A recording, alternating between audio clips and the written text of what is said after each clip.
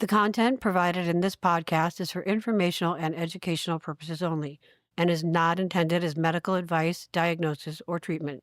Always seek the advice of your physician or other qualified healthcare provider with any questions you may have regarding a medical condition. Is it my story, your story, his story, her story, Jane's story, Joe's story? Is it just an allegory? Show's about to start and we still don't have a name for it. Pop, pop, pop, pop, pop, pop, pop. It's a long story.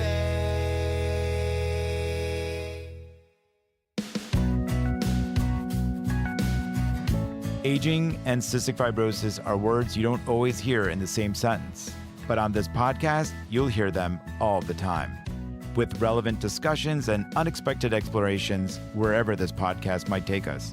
So many people with CF are living longer thanks to modulators and medical advances.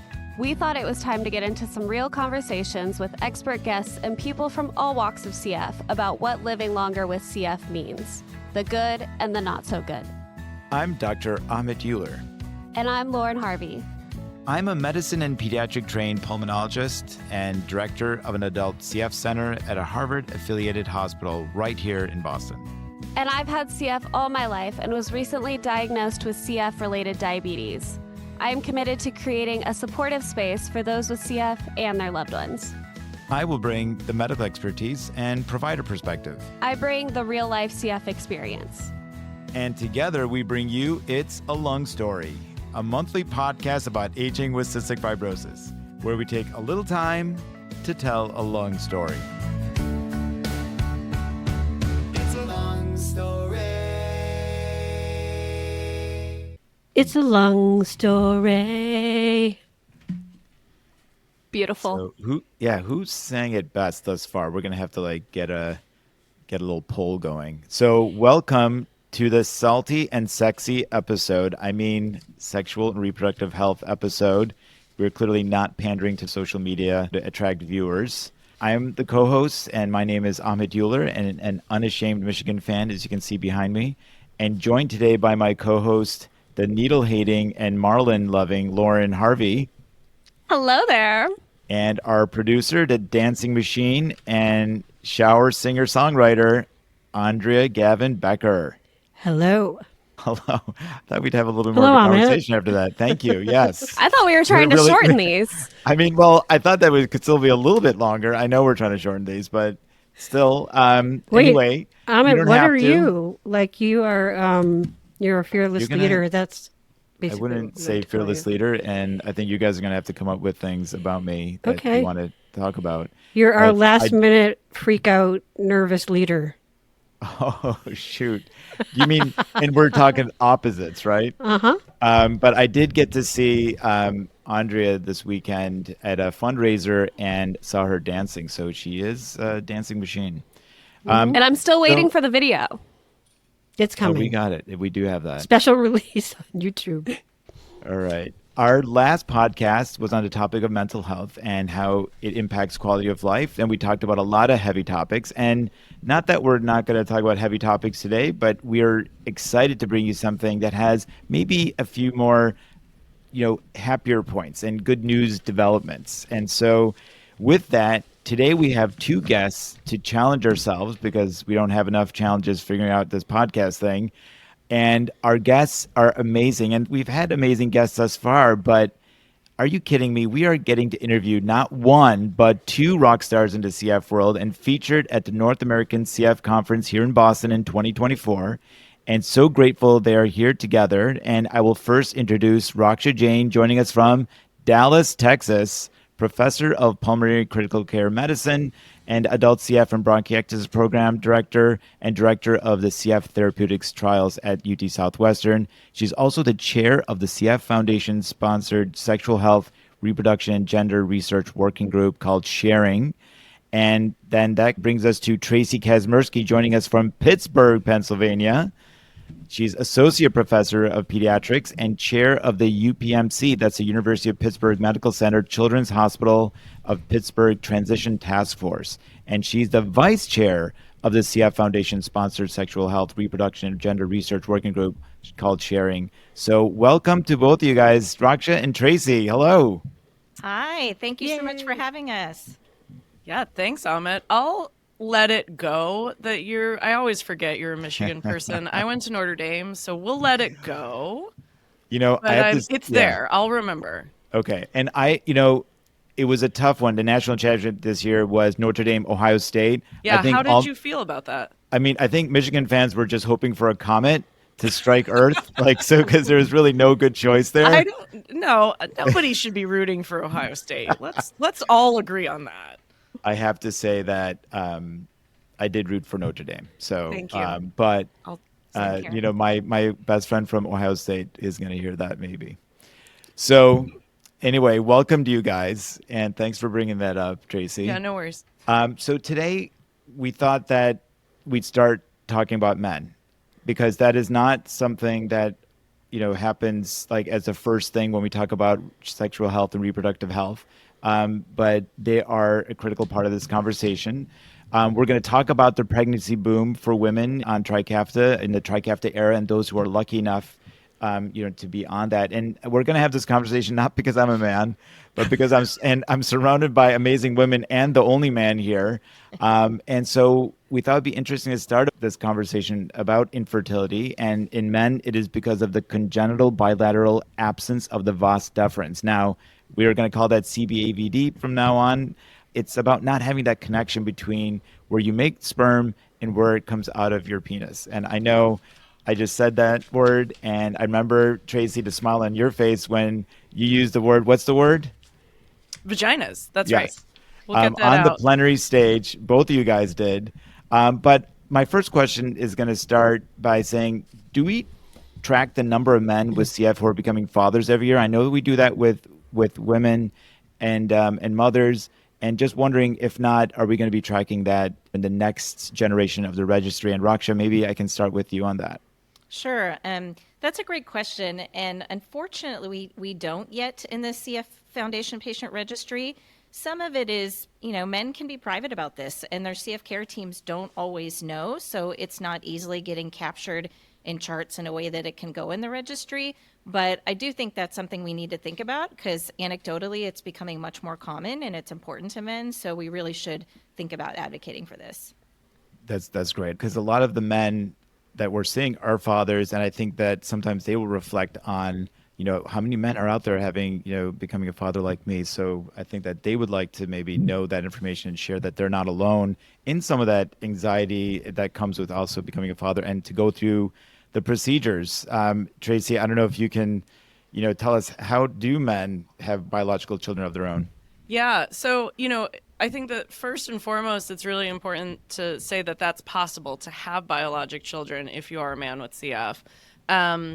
The first step usually is, you want to assure that you are indeed infertile. Almost all men with CF are infertile because they lack, for lack of a better word, they lack the pipes to get sperm and semen out of their testicles and, having kids in the natural way. So they lack something called the vas deferens, and that's from birth. So, first steps usually are to really assure that they're not in that, small minority who do have a vas deferens and are indeed fertile. That would be, 2 to 3%. Doing that through a semen analysis, which is really, ejaculating and seeing if there are sperm that are there and present. And then following that, if you are indeed infertile, it's getting a sperm retrieval process. And the ways to do that are typically twofold. One is to undergo a procedure where they make a small incision into your testes or your epididymis, and they extract sperm in that way. And the other is where they use a small needle into those places, and they can get sperm in that way. And then following that, it's really a much more typical procedure with your partner where it's in vitro fertilization or IVF, where they're coupling sperm and egg.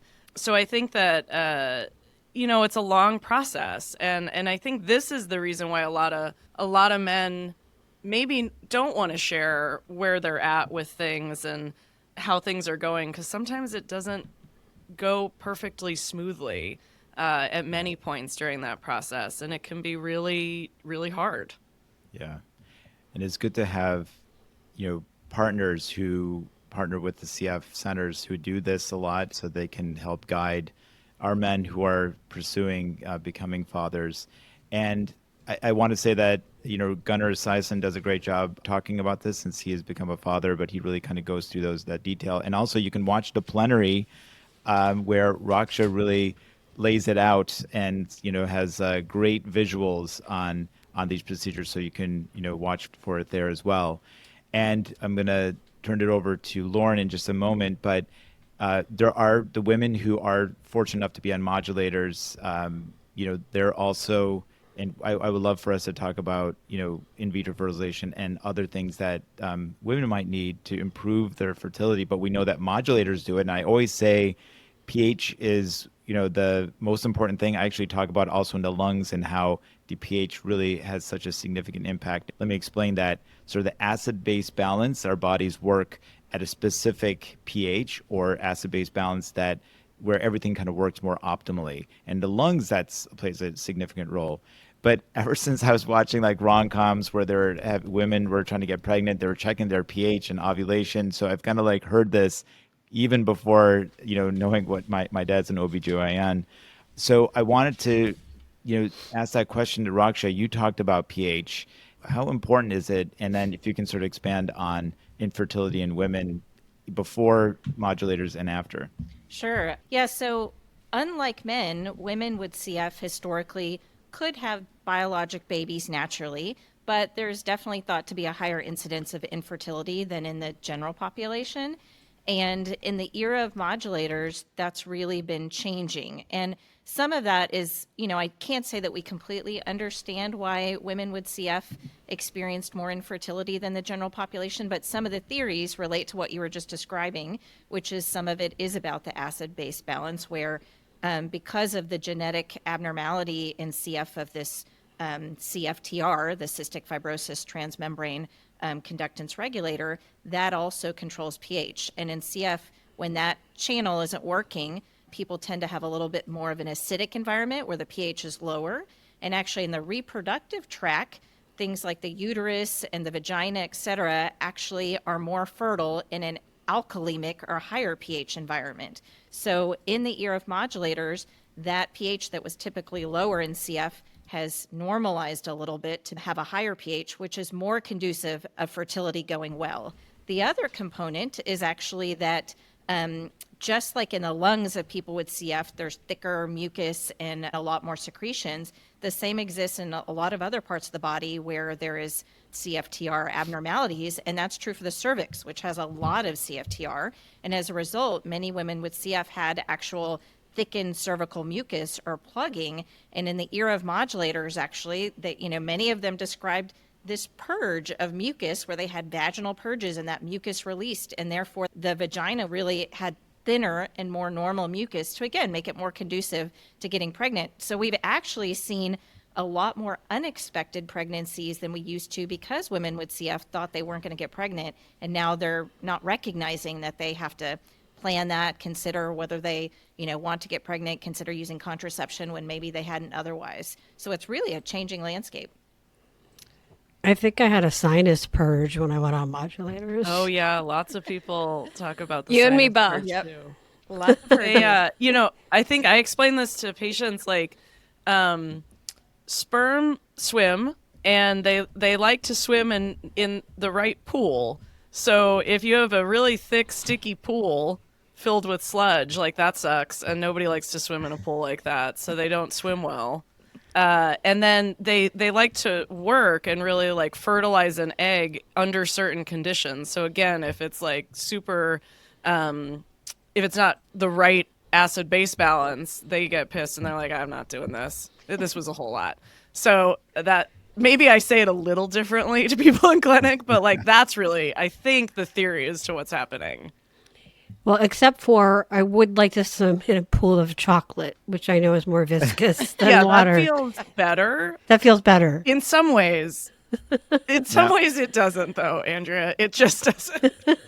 Well, when was That's the a last picture time I you didn't swam want in a it in pool my of mind. chocolate? Yeah, no, Yeah, vaginal chocolate just doesn't seem like the right thing. Oh, I didn't say no, just regular chocolate. Oh, Regular okay. chocolate. Just check. But she was creating the visual. And I would say, though, Andrea and Lauren, I mean, I think that by talking like that, Tracy, about it, and Raksha, like talking about the vaginal purge, talking about the pool, like it helps people remember it and understand it. So I think that that kind of language, I think, is really, a testament to your ability to communicate with people, because we want to make sure that that is getting through.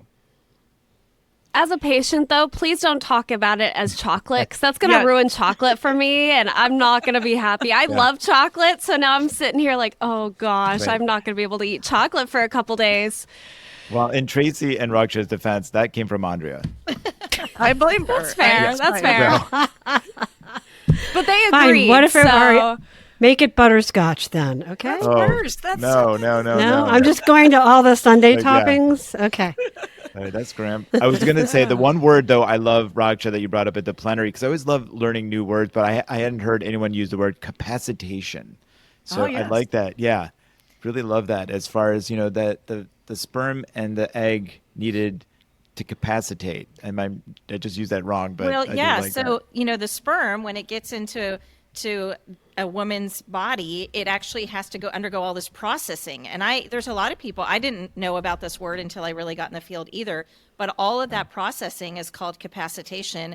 And part of that processing is about the whole acid-base balance, et cetera. Yeah. And so if that balance isn't appropriate, the processing for the sperm isn't conducive to getting to be able to fertilize an egg. So there's a lot. It's way more complex than I think we recognize, and little things can cause a lot of challenges for people. But good news is all that's getting better, at least improved in the era of modulators. Now, last podcast, we talked about how the FDA and the EMA, that's the European Agency on approving medications, and how they have different labels that it might be different for Kaftrio, which is the Trikafta in Europe, and then Trikafta here. But one thing that we talked about putting on the label here in the U.S. was may cause pregnancy. So for those taking Trikafta and are women, just beware. So when I was growing up and becoming sexually active with CF, it was like, well, I'm not getting pregnant ever. And, I don't need contraception. Like, nobody talked about it, but there's just sort of this vague sense that you didn't really have to worry about it. I think that's super common, though. So I'm a pediatrician by training, right? So, I think it's really important to give people knowledge and let them make their own autonomous decisions and all the things. And I think that, a lot of people with CF know this fact about near universal infertility among men with CF, and then they equate that with everybody. So it's not just, well, I have CF, maybe I'm, sick a lot, and that may be part of the reason why I'm never going to get pregnant. But they equate that, okay, CF and infertility, that includes me too. It was really interesting. I was talking to one of my colleagues who works in Australia. Her name's Susan Sawyer, and she did a lot of the original studies on sexual and reproductive health among people with CF. And she was saying that when she was doing some of the surveys and interview work and trying to understand this, that a lot of men with CF would confuse infertility and impotence and sterility, which are all different things. So when I talk to people about their fertility and it's a man or a boy in front of me, and then, we're having this conversation, I really try to lay out what I'm saying about infertility, that this is your inability to get a partner pregnant in that natural way. Impotence is your inability to get an erection. That is not what you have. And sterility is that you cannot have biologic children. You don't have sperm. So I think that that's one point that she really hammered home when she was telling me about this, is like, you need to make sure that they understand this distinction, and you need to make sure that women get that they aren't infertile. Yeah. So. And I think Tracy's work has really highlighted the fact that we don't do a great job talking about this in CF clinic. And a lot of people use their CF clinic as their primary care doctors. And it's probably our responsibility to think about this type of counseling on contraception, not just for women, But for men, because sexually transmitted diseases can still impact everybody, and without barrier protection, we're not doing a good job explaining to people that there's more than one reason to think about contraception. So as a community, we definitely need to get more comfortable with this topic. Yeah. Those conversations aren't always happening with your parents, for whatever reason. And like you said, my primary care physician was my CF pediatrician. So I went out into the world just knowing, don't get pregnant. It's not going to be good for you. Pregnancy is like not on the table, but not really like why or, why it wasn't on the table. Just like I said, this vague notion that I could pretty much do whatever I wanted to do. Yeah. And for me, I'm still young, so I haven't really had these conversations at all. And this is all kind of news to me a little bit because, I've never really talked about it. I've talked about it maybe once or twice in clinic. And, I've had the basic talks with like my parents and everything. But really, I don't talk about it ever. It's never really a thought in my mind. So for me, it's just all news. And I need to know it. I still can get uncomfortable at times. So you'll have to bear with me through this episode.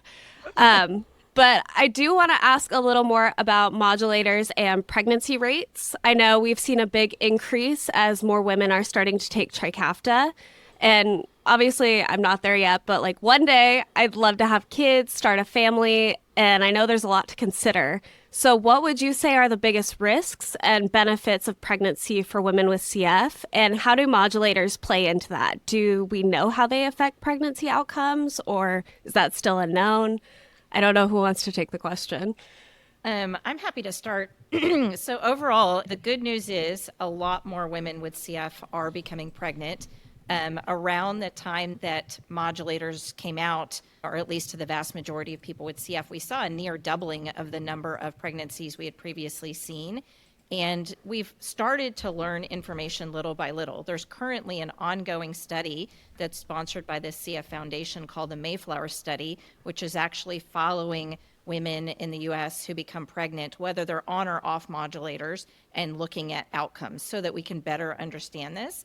But overall, I would say the good news is, in general, what we do know is we're seeing women with a much broader span of lung function, women with very low lung function, who are having successful pregnancies. Now, that doesn't mean it's for everybody. I think we're also seeing that planning a pregnancy has better outcomes than not planning a pregnancy. So I think given that, it really highlights the importance that if somebody with CF is thinking about getting pregnant, have a conversation with your team and weigh what might be the benefits and risks. And the good news is, it used to be long ago that people said if your lung function was below 50%, it's not for you. We really don't have a defined number now, but what we do know is seeing lower lung function, we are seeing successful pregnancies. So if you do the right things, you can get through it. We're also seeing low nutritional status or not, weighing too little used to be another risk factor for not good pregnancy outcomes. But we're seeing overall people with CF have less difficulties with appropriate weight gain. So that's less of a problem. And we're seeing people, again, overcome that barrier. The one that may still be the most challenging is probably the prevalence of diabetes, where diabetes is more common in an adult with CF, and getting gestational diabetes is more common in a woman with CF. And so that is still a challenge. It's not a barrier, I would say. It just means that we really need to get things under control, have that person in touch or following with an endocrinologist at the same time, make sure the OB-GYNs or the maternal fetal medicine specialists know that increased screening may be important. But I think all in all, we're seeing things, in the big picture go well, but it's with the right planning and care and everything else being in place. Yeah. And I know, Lauren, you're curious also. You have CFRD, as we talked about in our first podcast. Yeah. And, it's still pretty brand new to me. I got it within the past 5 years. So I feel like I haven't had it very long. So I was curious, how that would impact, my chances of having kids one day and how it would affect me throughout that process. Yeah, so far the good news is that if you can get that diabetes well controlled, then overall we're not seeing it be a barrier or, a particularly negative outcome on your health or baby's health. But the key is having it well controlled, because in general, if somebody's diabetes is not well controlled, there can be some challenges, increased risk of infections, impacts on the babies, where sometimes the babies are born larger than one would expect, et cetera. So different things. The other thing in CF women is there's been a long report of actually babies born to moms with CF having a low birth weight or being born premature. That data, I don't think we yet know what it's going to look like in the era of modulators. We're hoping that will improve too, but it's really too early to tell on some of those things. But that's independent of the diabetes. On that note, though, Raksha, you did, talk about this at the plenary, and some outcomes, some preliminary data you had from Mayflowers. I don't know if it was also from Matriarch. It's a similar trial that's going on in Europe. But you mentioned some outcomes that were maybe like increased stays in ICU, some premature deliveries. Is that because there's now women who are having babies, with a lung function that's 40% or even lower, that's being included in some of the data? Because the common question that we have are modulators safe in pregnancy? Yeah, that's a really great question. And I would say the Matrix study does not yet have any data. So the data that I shared in the plenary was largely from the US Mayflower study. But we don't really know, because that data I presented was the population as a whole. So you're right, some of those people may have very low lung function, some very high lung function. Once we have everybody enrolled in all the data, we'll sort of be able to look at is some of that prematurity occurring, people with lower lung function, people with diabetes, people with a low nutritional status up front. We don't know any of that yet, but we should find out. But in answer to the question about are modulators safe in pregnancy, that's a really hard question, because it takes thousands and thousands and thousands of people to really answer that, I think, well. But I would say with what we know right now, the good news is that we're not seeing a signal of there being something dangerous about modulators. We do know that the baby sees the modulator. So when a mom is taking a modulator, that baby in utero it's going to go through the placenta, and the baby's going to see it. It also goes through breast milk. So when a baby's being breastfed, they'll see the modulator. But so far, we have not seen some high signal, and this is not just from the Mayflowers. There's been other reports out there that we have not seen some signal of a particularly high risk or danger for babies. But I would again say right now we have, not a ton of data, so it's important for us to keep learning and keep figuring this out. But I will say anecdotally, with my own patients that have had babies, we felt very fortunate in that we have not seen something particularly worrisome. So I think it's definitely giving people a bit of a sigh of relief of, okay, I think for now I can feel comfortable with this. And Traci, I want to ask this to you, but over the last 20 years, I feel like OBGYNs and, maternal fetal medicine doctors have really leaned on what's good for the mom is good for the baby. And obviously, modulators have been really good for the baby. And with that, there's a lot more exposure. But we now have non-invasive prenatal testing that's much easier. It can be done in peripheral blood sampling and is able to sample cells from the placenta. That's where the baby gets all of its nutrition from the mom.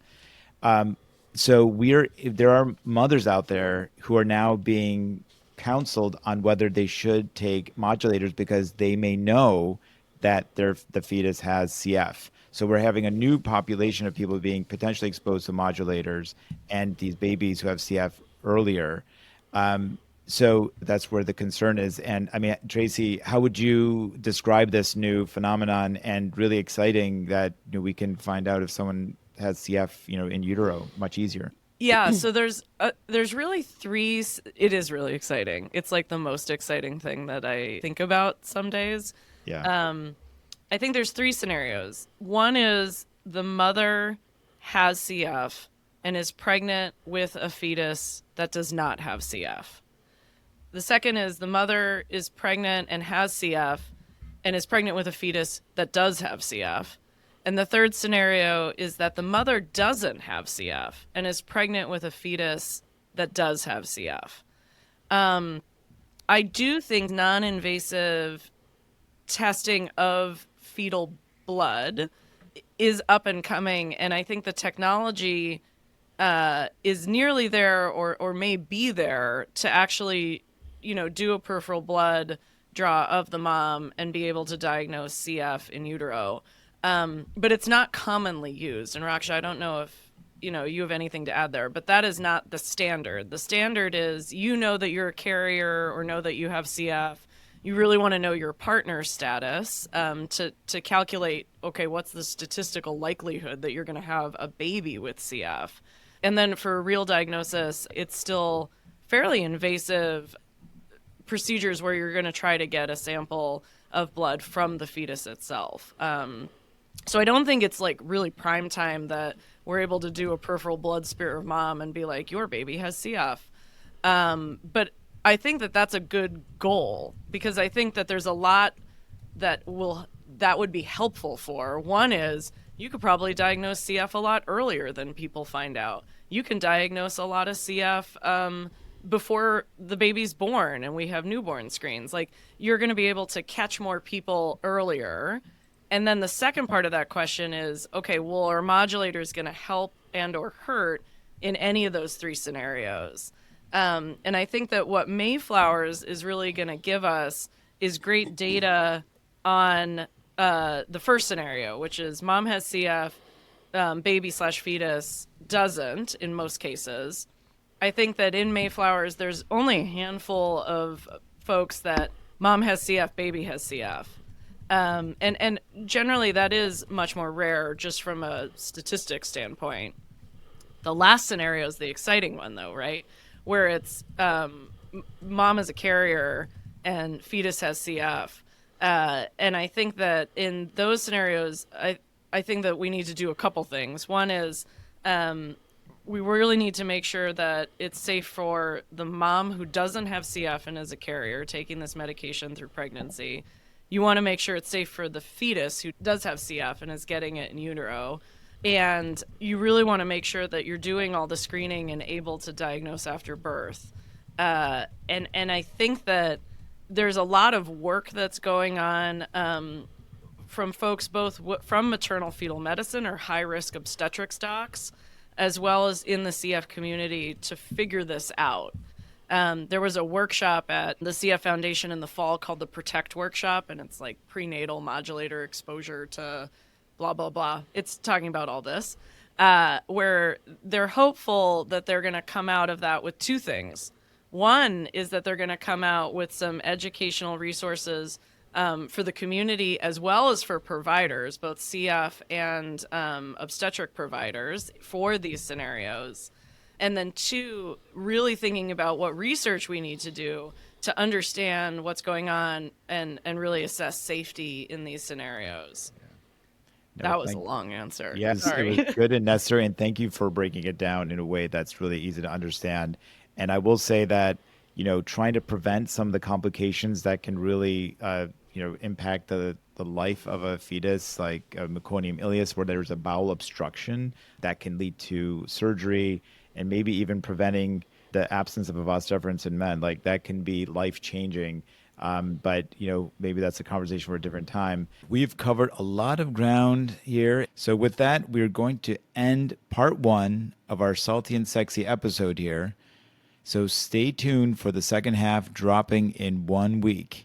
We'll pick up the discussion and cover topics like menopause, hormone replacement therapy, bone health, and even some stuff that might make you a bit uncomfortable. See you then. Until next time. Get a little older. Live a little bolder. Bye, everyone. Boom.